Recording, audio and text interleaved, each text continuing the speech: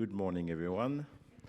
Cher Augustin, Président de Paris EUROPLACE, I also see that we have some good friends who join us today. Welcome, Julien de Normandie, who's actually left a promising political career to take care of the climate. So welcome to the party.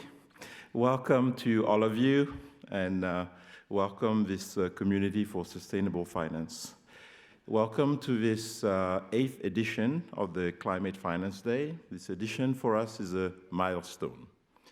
It's a milestone first because we're halfway through between COP21 and the targets of 2030, the 2030 agenda, as 2030 is indeed the due date for Sustainable Development Goals and the European climate objectives.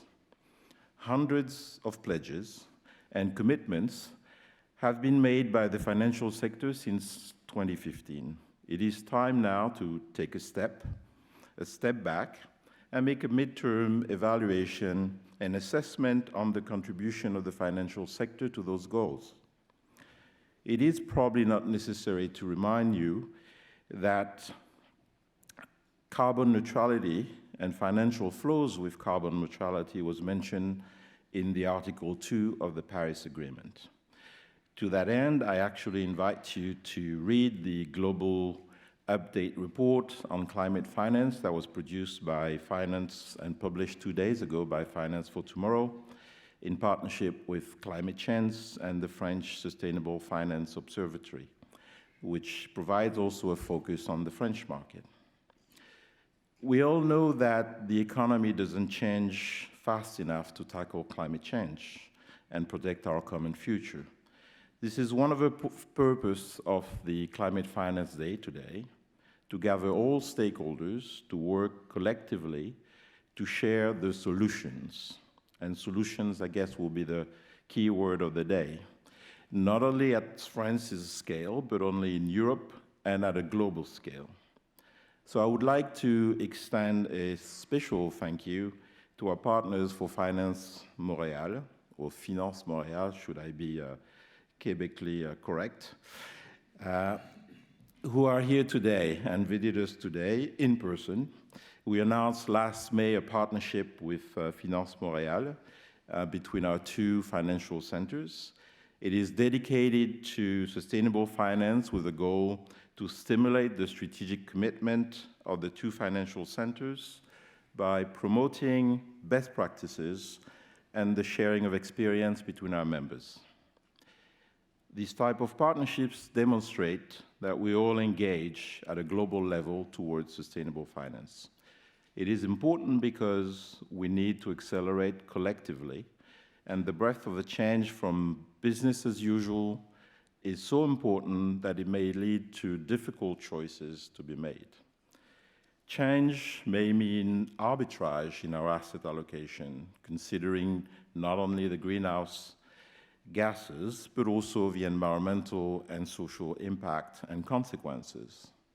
It will mean more reporting, more data, but finding a solution is at this price. For this reason, we dedicated this 2022 edition to solutions. As you've seen, we need to emphasize and scale up concrete game-changing solutions that have been developed so far on transition, on adaptation. And we're now a few days away from COP27. And maybe most importantly, as we always forget, we are a month away from COP15 on biodiversity. The scientific committee increasingly acknowledges the interdependencies between climate preservation and the nature protection and restoration.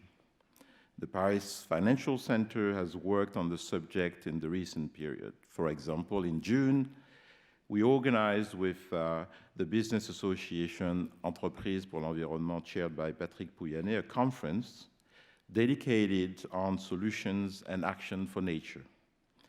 To foster dialogue between businesses and finance, it's really on this critical issue. To continue, we've also formed a French consultation group for the Task Force on Nature-Related Financial Disclosure, also known as TNFD. So today's program is very dense because we need a lot of work on solutions. You'll have a roundtable which will discuss the need to maintain climate objectives in the current geopolitical context.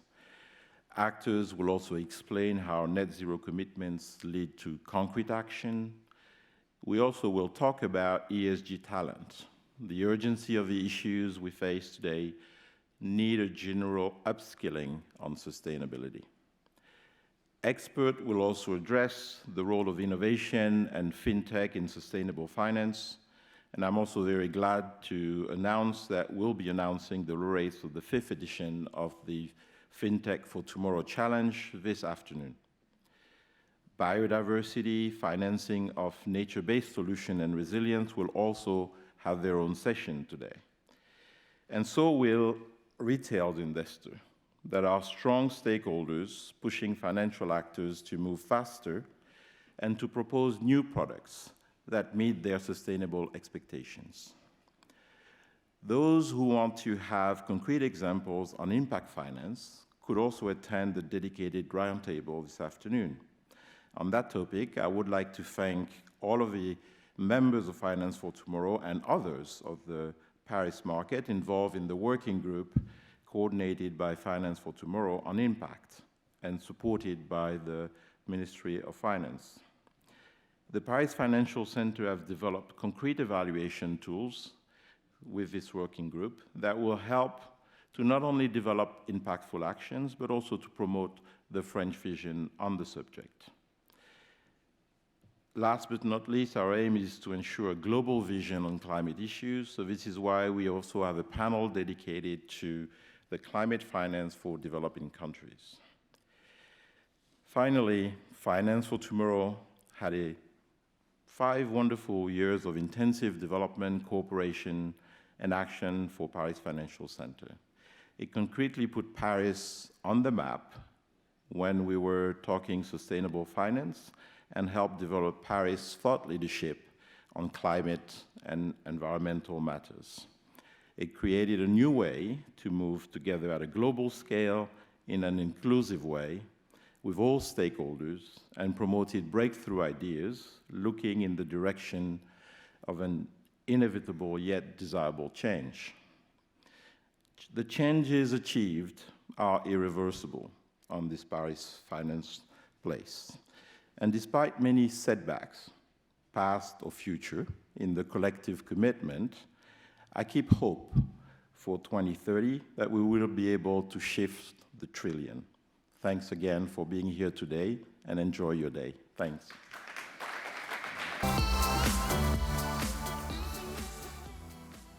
So, ladies and gentlemen, dear friends, cher Thierry, Monsieur le Ministre, cher Julien, cher Yves,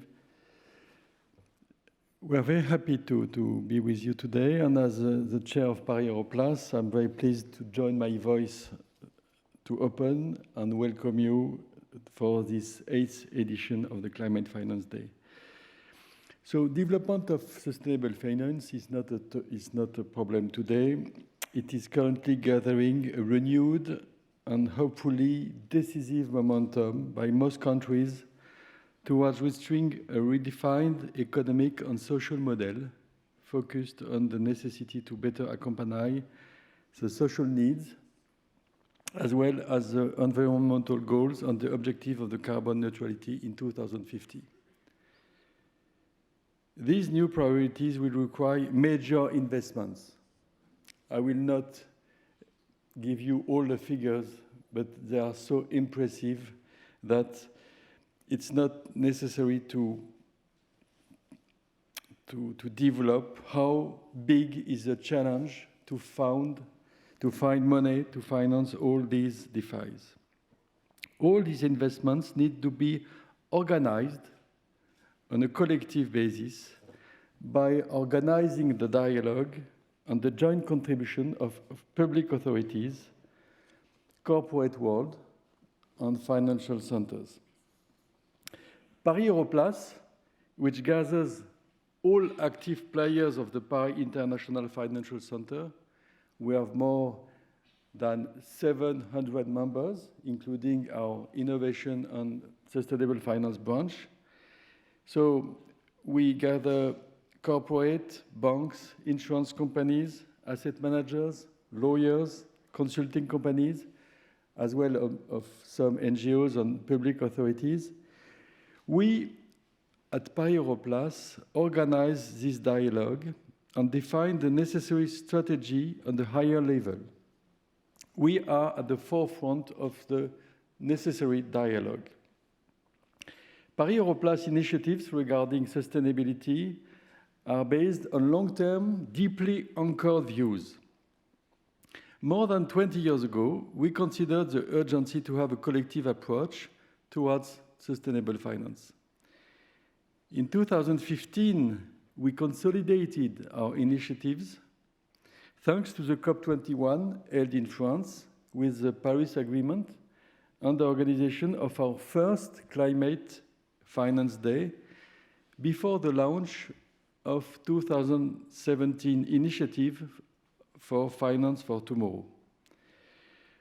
So today, I'm very happy to announce that following the insightful recommendation of the report submitted last March by Yves Perrier, Amundi President, and Paris EUROPLACE's Vice Chairman, to the Minister Bruno Le Maire, the Paris Financial Center has decided to launch its Institut de la Finance Durable, IFD, that perhaps Yves Perrier will precise in a few seconds, which will be operational over the very next weeks. Following the actions initiated by Finance for Tomorrow, this institute raises the level of ambition and aims at accelerating and enlarging the Paris Financial Center action around sustainable finance.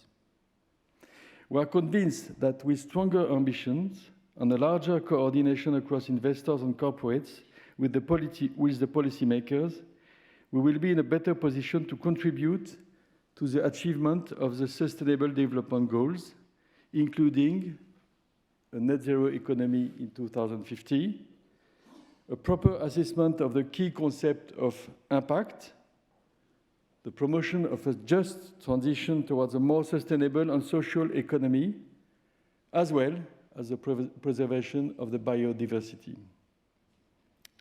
As you know, impressive results have been achieved in recent years on that front by French players. France is a well-established global leader in issuing green and sustainable bonds, ranking first in Europe. 54% of total assets managed in France are responsible, according to the SFDR regulation. About insurance, the figures are less impressive, but the trend is good, even if the departure is low. And last but not least, dozens of French companies, among ADP, are committed in SBTi target initiatives to succeed in the climate transition, not to mention many others having taken concrete measures in the recent years to preserve biodiversity and to promote a more local-oriented circular economy. But we have to go further. That is the objective of our new Institut de la Finance Durable. The climate change must not be reserved to experts or to specialists in their small cabinets. All the CEOs, all the political responsible must be involved personally in this action. And that is why, with Yves Perrier, we've decided to put more means, more energy to create a consensus to act for the climate change transition. So, in that mind, I wish you a very fruitful day, and I would like to thank you especially to be there without being afraid by some activists. And I'm sure that with the efficiency of our security system, few of them are in the room. But if some of them are in the room, I want to deliver them a small message. If you want that we continue to gather, to discuss how to be better, how, for example, to reduce the number of planes in the sky. If you want that we continue to do that, please stop to be as destructive as you are, leading some important speakers not to come today. Because I'm sure that if the threat of activism was not there, some people which will be by video today should be there in person. So please, all my friends, NGOs and activists, help us to maintain these in-person meetings, which are so important to progress. Thanks a lot.